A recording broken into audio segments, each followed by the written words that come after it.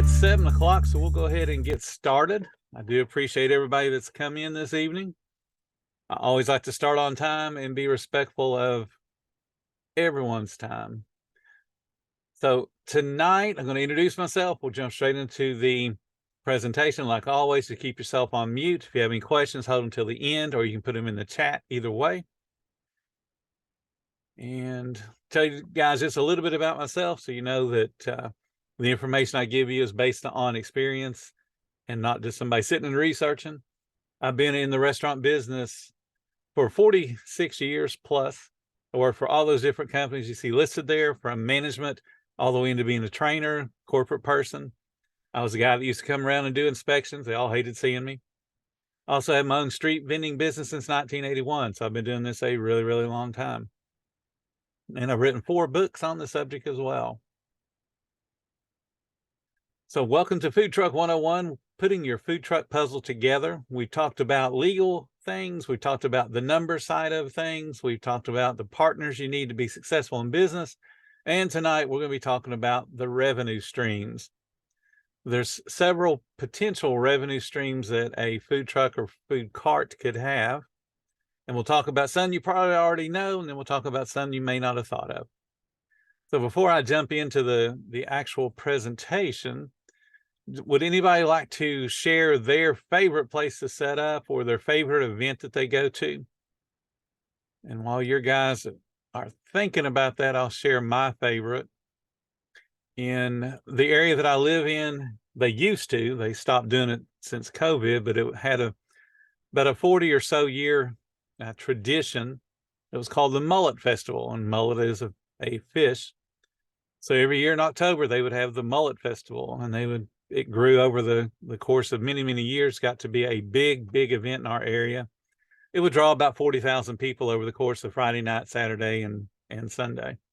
And that would be a great place to go and set up. They usually kept the food vendors down to a minimum of roughly around 20 to 30 at most. But most years it was around 20. A couple of years it was only 15. And you make really, really good money in a short amount of time. So it was always my favorite place to go set up. So if anybody else would like to unmute themselves and just tell me about your favorite place, I would appreciate it.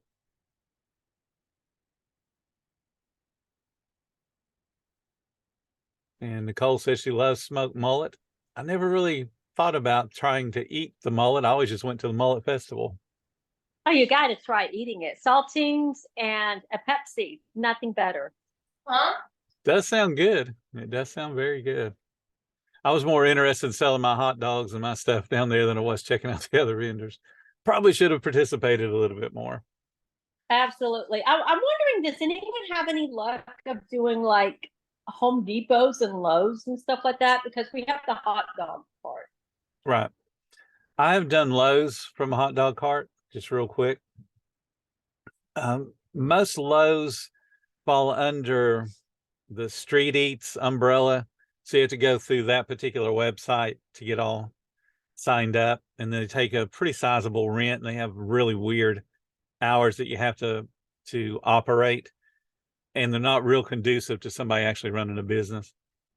If you're lucky enough and the manager will let you join or be a part of the parking lot, then it's much better than going through the Street Eats business. But I've had good luck with them. I know down in Central Florida, there's a number of vendors that's all they do is set up there, multiple days a week and don't go anywhere else. I know one lady retired not too long ago, and everybody was upset that she retired because they'd gotten so used to her being, I think it was a Home Depot. So there's opportunities there for sure.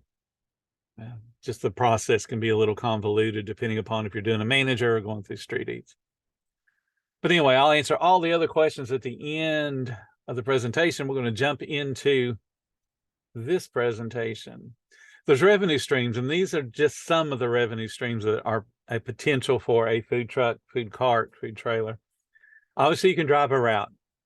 You can have a location. When I say location, that's someplace you're setting up very frequently.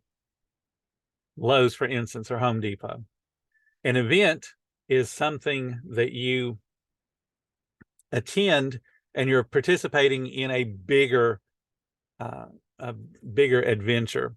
So an event would be something that's put on by the local government or a business, and there's going to be a reason for people to come there. It could be a concert, it could be a sporting event, it could be just to ride rides, pet pets, and play games. But there are other reasons why people are going there. It is not food truck specific. So an event. You can do catering, which can be a private catering, could be corporate caterings, which is a single payer. That's what a catering is. One person calls up and asks you to provide your services and provide your food, and one person is paying you. Then, of course, there's delivery.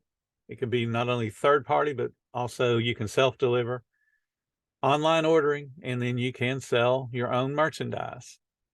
So let's go into the details on all of those.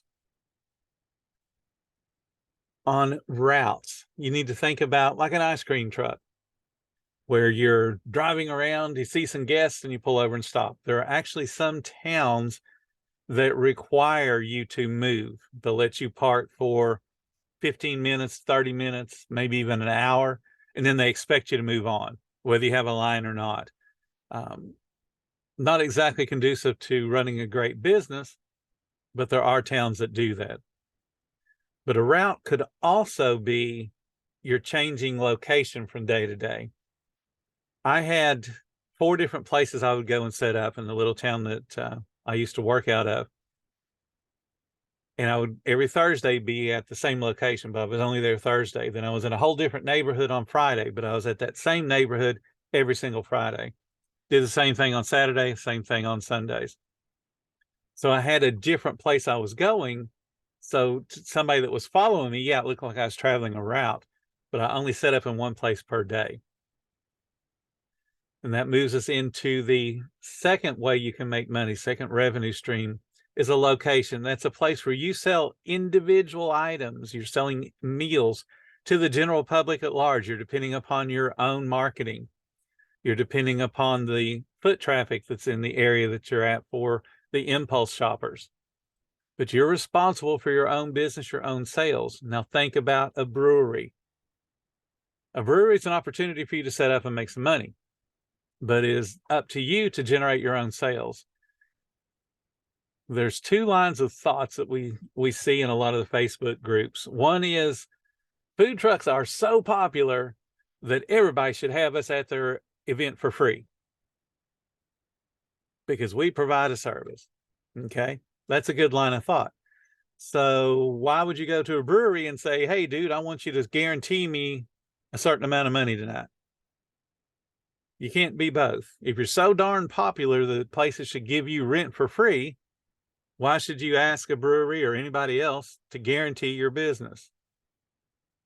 So if you're setting up in a location, whether it's at Home Depot, at Lowe's, in front of a brewery, sitting out in a convenience store parking lot, you're responsible to market your own business and get your own sales.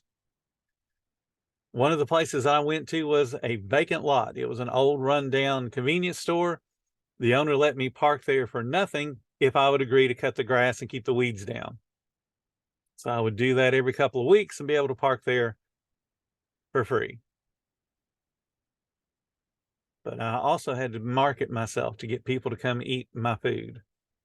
Take responsibility for your marketing anytime you're going to be setting up, no matter where it's at. Driving around, you got to market. Setting up at a location, you got to market. So let's go into the others. You can do the events like I talked about. It's a public gathering with a common activity. It could be multiple activities. You know, a circus will have a lot of different things going on, games and rides, as well as animals to see and little shows that they put on. But it's a sponsored event either by the government or by big corporations. And you are responsible to sell individual meals to the general public. So think county fair, a festival, a parade, fireworks shows, sporting events, concerts, rodeos. All of those things are great opportunities, but they do charge money in a lot of cases. This is where a lot of food truck owners get either, I guess, soured on the business, or they feel like they've been taken. Events that I would attend had a historical record. I told you about the Mullet Festival that went on for over 40 some years. There's one going on in our area right now called the Billy Bowlegs Festival, and it's been going on near 50 years, I believe. And they do a whole bunch of different things the week prior to and then the week after Memorial Day. So it has a historical record. I can see how many people are going to be attending the different events that they put on. I know how many people are going to show up. I don't have to listen to whoever's in charge of marketing this year brag about how many people come, because I can look at the history of Billy Bowlegs Festival. But when you have a brand new event like a car show, somebody comes up to you and says, "Hey, I got a car show. We're going to have 30 cars, and there's going to be 10,000 people." And an eager person says, "Awesome, 10,000 people. I can make all kind of money." And then they show up and it's really 10 cars and about 15 guys. You have to ask the questions. How many people do you expect to be there? And what are you basing that on? Are you basing it on your best guess? Are you basing it on invitations, social media? Why do you think you're going to have what you just told me you're going to have? And then the second question is, how many vendors are there? Are there going to be 5? They're going to be 10? Is there a limit on what kind of food they sell? Do we each sell a different kind of food? Am I restricting drinks? There's lots of different questions that you need to ask when you're going to events, so you don't show up and realize that, oh my goodness, there's 10 other trucks selling exactly what I sell. Ask those questions beforehand. Don't expect an event coordinator to have any clue how you operate your business or what's important to you. An event coordinator, the only thing they're worried about is getting people to attend the event, and that there are amenities there. And that's all that a food truck is to a big event, is an amenity, so that the guests will not leave whatever they came there to do.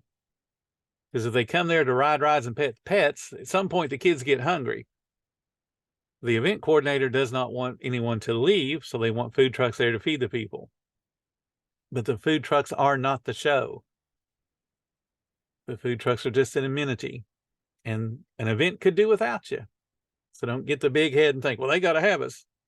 Because I can guarantee you at some point there'll be a company that will come in and say, "Mr. Event Coordinator, we can provide all the food for the low price of," and then they'll provide the food and there won't be any food trucks, because of all the food truck owners got the big head and said, "No, we want to do it for free." There are also events that charge what a lot of people are afraid of, and that is the commission fees. So you'll pay, $200 to get in or $500 to get in, and then they want a commission based on your sales. It could be 10%. That's pretty common for small events. It could be 40%. That's pretty common for really, really big events. That is why when you go to a concert, you go to a sporting event, and the guy's walking around going, "Cold beer here," and then you put your hand up for a cold beer and he says it's going to be $9 or $11 or $15 for a $2 bottle of beer. That's why you're paying $9 or $11 or $15 for that beer. It's because that vendor is now in turn giving the stadium a cut of the sales. It's the same with the guy that has the big tray of hot dogs that he walks around with. He is paying a commission. That's why the hot dogs cost what they cost. That's just all a part of doing business. If you want to make $10,000 or $20,000 in a weekend, you got to go to big events, and sometimes you got to pay to get in. The Mullet Festival that I talked about earlier, the last time that I went was $477 to get in. Not much. And we were able to make the busiest weekend that we had there was a little over $12,000 in profit. It's all about how you handle your business, and got to understand, in order to play, sometimes you got to pay. So don't be afraid of that 40%. If you're going to a place that's like Talladega or Daytona Beach and you're going to the Speedway there, yeah, you're going to pay 40%, but you're going to be so daggone busy that your challenge is not going to be paying that 40%. Your challenge is keeping enough food going. Because I actually know some people that do both Talladega and Daytona, and they make tons of money. There's a gentleman I work with in Texas that he goes to one event a month. That is one of the towns that he lives near, does a First Friday event. And they have all kinds of people come in from all around Texas, and setting up food and crafts and all kind of stuff. And the guy's been doing this for a number of years, and he does that. That's it. He works over the weekend, one weekend a month, because he makes so much money, he don't need to work the other 3 weeks. Events are where it's at. So don't be afraid of one. And I can guarantee you can go look on our Facebook group right now, and there's going to be somebody that's posting that says, I've got an event and they want 20%. Is that too much? And there will be a whole bunch of people that'll say, yes, that's too much. Run away. Run, run, run, run, run. Small time thinking gets small time results. Don't be afraid of something just because they say it's 20% or 30% or 40%. Your next question should be, how can you justify that? What can you guarantee me? What can you show me in the historical records of this event that prove it's worth 40%? And I can guarantee you they can show it. You go to Talladega and there's 100,000 people there, you're going to make money. So don't be afraid of the percentages. The next thing I got written there is catering. Catering is a single payer, like I mentioned a few minutes ago. Single payer comes up to you and says, hey, I would like you to give me some food for 200 people. How much are you going to charge me? And you go through that process to work out how much it's going to cost you, so you know how much to charge them. Catering is a way to make a whole bunch of money in a real short amount of time, but you also got to understand what people are looking for. Caterings could be, a company picnic where they have a set budget and they know what they want to spend for that company picnic. That budget may or may not fit in with what you want. But remember, when you're dealing with a company, they got a budget. They got a boss that's telling them, you have to hit this budget. So they're not going to throw $10,000 at you for something that they don't feel is worth $10,000.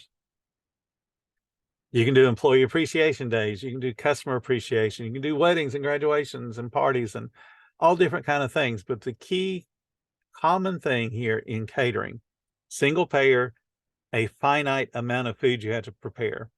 You know exactly how many people are coming, and that's what you are preparing food towards, that number of people.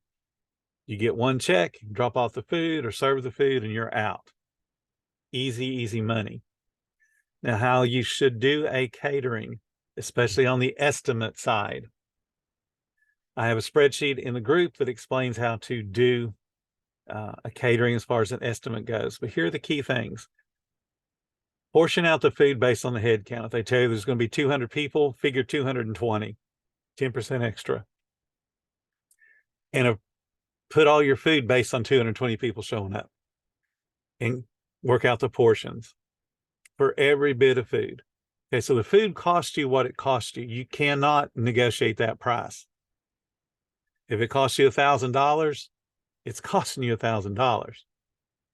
Then you look at the service and the prep and the cooking and the cleanup.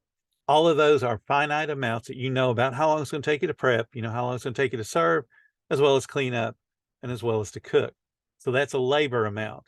That's a finite amount. You know exactly what that is, what it costs you, because you're paying your employees to do it. Or if you're wanting to pay yourself, then you should be paying yourself an hourly wage for that particular part of a catering. So now you have two numbers that you know 100% for sure, and you cannot negotiate those two numbers. Next thing you want to add in is going to be your fixed cost. Every day that you're in operation, you have fixed costs that have to be paid, like your insurance, like your cell phone. If you have a loan payment, all those are fixed costs.